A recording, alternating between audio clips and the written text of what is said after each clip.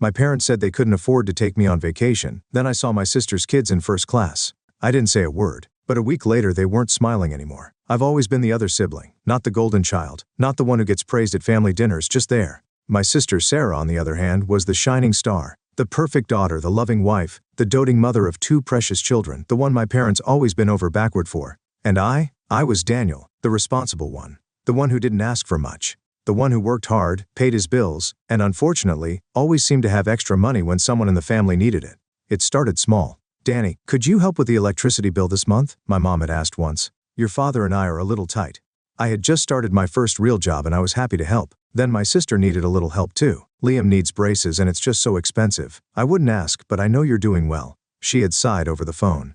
And so it went, helping with bills, covering unexpected repairs, chipping in for my niece and nephew's school supplies. "You're so lucky, Danny," my mom would say with a smile. "You don't have all these responsibilities like Sarah does." Lucky, that's what they called it. I told myself it was fine. It's family after all. And besides, I wasn't struggling. I had no wife, no kids, no massive expenses. But there was one thing I had always wanted: to travel. I had dreamed about it for years, saving up, looking at destinations, imagining myself exploring places I had only seen in pictures. Yet somehow, every time I got close, something came up. A family emergency, an unexpected expense, a guilt trip. So when I finally booked my dream trip to Italy, paying for every cent myself, I told no one. It was my one selfish act, or so I thought. I was at the airport waiting in the economy boarding line, feeling that mix of nervous excitement and exhaustion that came with international travel. Then I heard my sister's voice. "No, Liam, put your backpack down. The seats are huge. You don't need all that stuff." I turned my head and my breath caught in my throat. Sarah, my niece and nephew, my parents, all standing in the priority boarding line, laughing, relaxed, wearing matching vacation outfits, first class. For a second I thought I had lost my mind. My parents who couldn't afford a trip for me. My sister who always claimed they were struggling. I took a slow breath. Maybe they saved up for this. Maybe it was some kind of miracle. Then I heard my mom laugh. "Oh, I still feel bad we couldn't take Danny," she said, shaking her head. "Please," Sarah snorted. "He wouldn't have fit in." Laughter. A pit formed in my stomach. I clenched my jaw, turning away as the attendant called their group for boarding. I didn't say a word. I just watched them walk into first class, completely unaware that I had seen everything. And in that moment, something inside me changed. I didn't text them. I didn't call. For the first time in my life, I let the silence sit. Normally, I was the one checking in, the one asking if they needed anything, the one making sure my parents weren't struggling. But this time, nothing. And it felt good. My trip to Italy was everything I had dreamed of. Walking through ancient streets, drinking espresso at tiny cafes, standing in front of the Colosseum, knowing I had made this happen for myself. I should have been happy, and I was. But at night, when I sat on my hotel balcony watching the city lights flicker, I kept replaying that moment at the airport. He wouldn't have fit in. The words echoed in my head, scratching at something deep inside me. It wasn't even about the money. Not really. It was the realization that my family never saw me as one of them. They had been laughing at me. I wasn't their priority. I wasn't even an afterthought. I landed back home a week later and that's when the call started. First it was my mom. "Hey sweetheart, how was your trip?" Her voice was overly cheerful, like she was trying too hard. "It was great," I said flatly. "Oh good. Good. Listen, your dad and I were wondering if you could help us out this month. Just a little extra for groceries. You know how things are." I let the silence stretch between us. Then I laughed.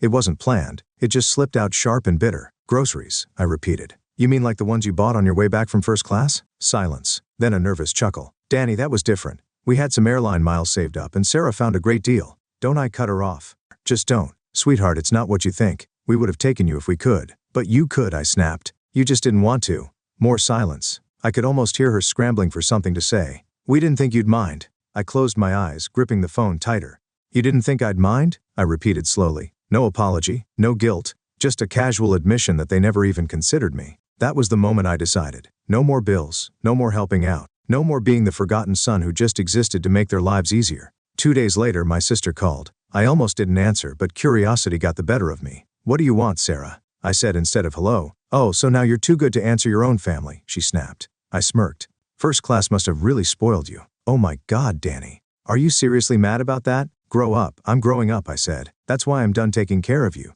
A pause. Then the voice she always used when she wanted something, soft, sweet, manipulative. "Danny, come on. You know how hard things are for us. You don't have kids. You don't have real expenses. It's different for you, right?" I said. "And yet, I still paid for Liam's soccer fees last month." "Well, yeah. Because you always do," she said, like it was obvious, like it was my job. "Not anymore," I said simply. Another pause. Then she laughed. "Oh my God," she scoffed. "You're actually serious. Wow, you were such a selfish little click." I hung up, and for the first time in my life I felt free. The silence didn't last long. By the next morning my phone was flooded with missed calls and messages. First, my mom.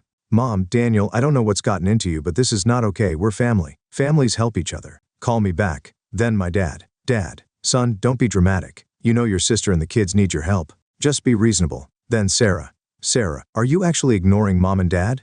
Wow. You really think you're better than us now? I didn't respond to any of them. Instead, I got up, made myself a coffee, and sat on my couch in complete silence. Silence I hadn't had in years without someone asking me for something. It felt amazing.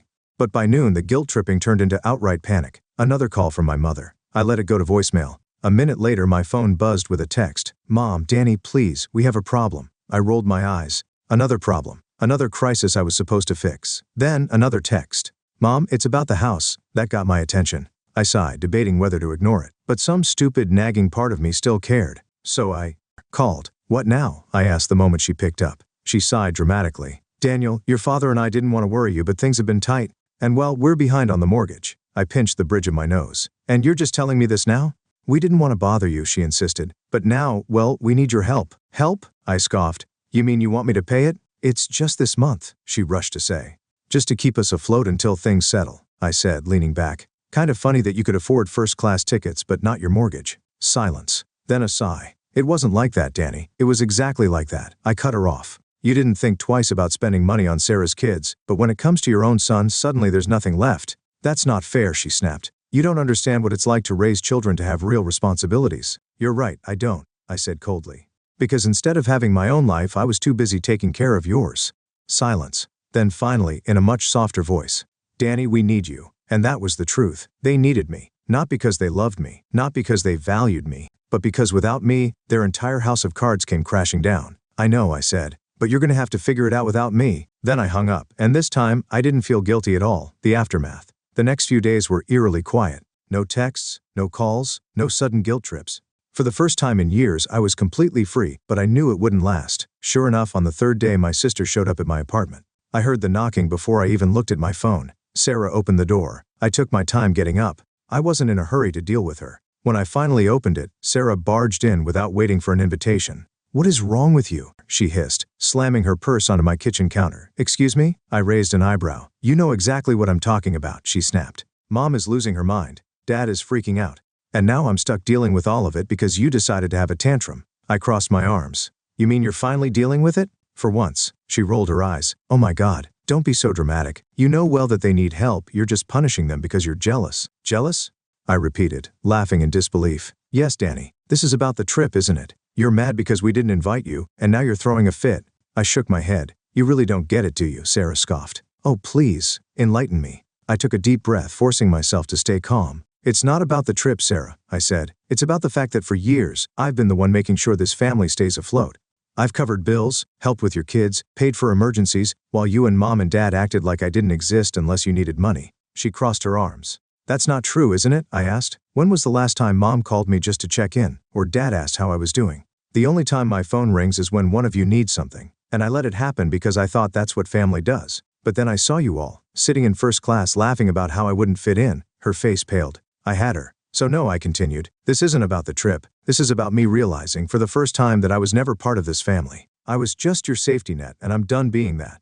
Sarah's mouth opened and closed, but no words came out. For the first time, she had no comeback. Finally, she grabbed her purse. Fine, she said stiffly. Do whatever you want, but don't come crawling back when you realize what a mistake you've made. I smiled. Don't worry, I said, I won't. She slammed the door on her way out, and for the first time in my life I felt free. After Sarah's dramatic exit, I braced myself for the next round. My parents weren't the type to let things go easily, and I knew they'd try something soon. Sure enough, the next day my phone lit up with a message from my dad. Dad, Daniel, come over for dinner Sunday. We need to talk. I almost laughed. We need to talk was family code for we need you to do something for us, and you're going to say yes. I had fallen for it so many times before. Not this time. I'm busy. A minute later my phone rang. I sighed, answering only out of curiosity. What? Daniel, my dad started, his voice firm but trying to sound reasonable. Enough is enough. You're acting childish. Am I? I said, leaning back on my couch. Because from where I'm sitting, I'm the only one acting like an adult. A pause. Then he sighed. Son, you're making this harder than it needs to be. We're family. Families don't abandon each other. Abandon? I repeated. You mean like how you abandoned me at the airport? Another pause. That's not fair, he said finally. We didn't mean anything by that. Maybe not, I said. But you did not mean it either. Silence. Then the shift. Look, your mother is very upset. She's been crying over this. She just wants things to go back to normal. There it was. The guilt trip. So do I said. But normal means me being treated like a walking wallet, and I'm done with that. That's not what this is about. Then why are you calling me now, Dad? I cut him off. Why didn't you call just to check in last week? Or the week before? Why is it only when you need money? Silence. A longer one this time. Then with a sigh, my dad finally said, I don't know what you want from us, Daniel. Nothing, I said. That's the whole point. And then I hung up. The next phase, desperation. For the next few days, I waited for something else. Another call, another text, maybe even another unwanted visitor. But nothing came. It was too quiet. Then one evening, as I was getting ready for bed, my phone buzzed with a message from Sarah. Sarah, I hope you're happy. Mom and Dad are in trouble because of you. I rolled my eyes. Me, they'll manage. Sarah, no. Actually, they won't. They're 2 months behind on their mortgage and the bank is already sending notices. But I guess that doesn't matter to you, does it? Me, it didn't matter when you were buying first-class tickets. Sarah, oh my God. Let it go. That was one time. Mia, and it was the one time I saw the truth. She didn't respond after that. The next morning, my mom called again. This time I answered. Danny, she sniffled. We're in trouble. So I've heard. The bank, they're threatening foreclosure. I stayed quiet, waiting. I know things have been tense, she continued, her voice shaking. But we're your parents. Please just help us this one last time. Oh, one last time. The exact phrase they had used the first time they ever asked me for money. No, I said simply. Danny, no, I repeated. You made your choices. Now you get to live with them. Silence. Then the shift from sadness to anger. You're being selfish, she snapped. After everything we've done for you, this is how you repay us. Done for me? I repeated, laughing bitterly. Mom, name one thing. One single thing you've done for me in the last 5 years that didn't involve asking for money. Nothing. Not a word. And that was my final answer. Good luck, Mom, I said and hung up. When the smiles finally faded. A week passed. Then 2. Then finally I heard the news. Sarah had caved. She had dipped into her savings to help our parents, something she had never done before, not when she had me to do it. She had been forced to cover their mortgage, their utilities, and even some of the credit card debt that had been piling up for months, and it wasn't going well. I found out through a mutual friend that Sarah and her husband had started fighting about money. Apparently, he hadn't even known how much my parents relied on me. And now that she was on the hook, it was straining their finances too. Their perfect little life, cracking. Their easy smiles, fading. And my parents, they were finally learning what it meant to struggle without their safety net. Without me and I had never felt lighter. The silence from my family stretched for weeks. I had expected more. More calls, more guilt trips, maybe even another unexpected visit. But after Sarah's last bitter message, everything just stopped. I wasn't naive enough to think it was over. They weren't speaking to me because they were too busy struggling. And I was finally blissfully free. A life without them. For the first time in years, my paycheck belonged to me. I didn't have to send chunks of it to my parents for their bills. I didn't have to cover Sarah's kids' school expenses. I didn't have to budget around what they needed. I started doing things I had always put off. I redecorated my apartment, bought new furniture, even got that high-end espresso machine I had been eyeing for months. I took another trip, this time to Japan, a place I had dreamed of visiting since I was a teenager. And for once I lived guilt-free. No nagging texts, no emergencies, no shame for spending my own money on myself. It was like stepping into a new life. One where I wasn't just a source of income to the people who were supposed to love me. Then came the collapse. One night, I was scrolling through social media when I saw it.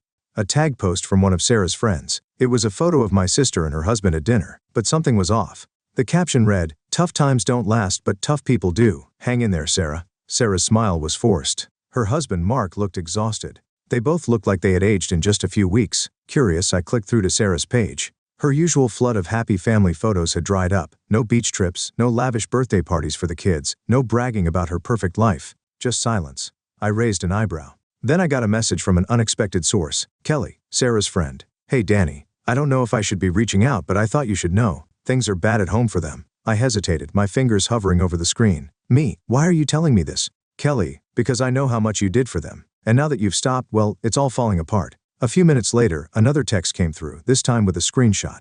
It was from a private group chat Sarah was in with some of her closest friends, and I saw exactly what my sister had been saying about me. Sarah, Danny is such a fool. He's just sitting there watching us suffer like we deserve this. He doesn't care about anyone but himself. Sarah, I had to drain MY savings just to keep Mom and Dad afloat. And guess what? They're still drowning. We can't keep doing this. And Mark is pissed. He says this is all their fault for relying on Danny in the first place. Sarah, I swear to God if Danny doesn't come crawling back soon, I don't know what we're gonna do. I laughed out loud. Crawling back? She still thought I was the one who needed them. A call I didn't expect. A week later I got a phone call from an unknown number. I almost didn't answer, but something told me to pick up. Hello? Danny. I stiffened. It was my dad. I hadn't heard his voice in over a month. What do you want? I asked flatly. He sighed heavily. Son, listen. We need to talk. We really don't.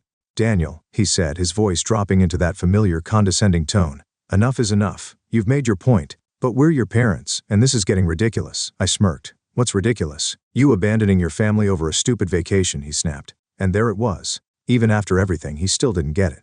This isn't about the vacation, I said, my patience wearing thin. This is about the years I spent sacrificing for a family that never once appreciated it. That's not true, he said quickly. We always appreciated you. Then why was I never invited?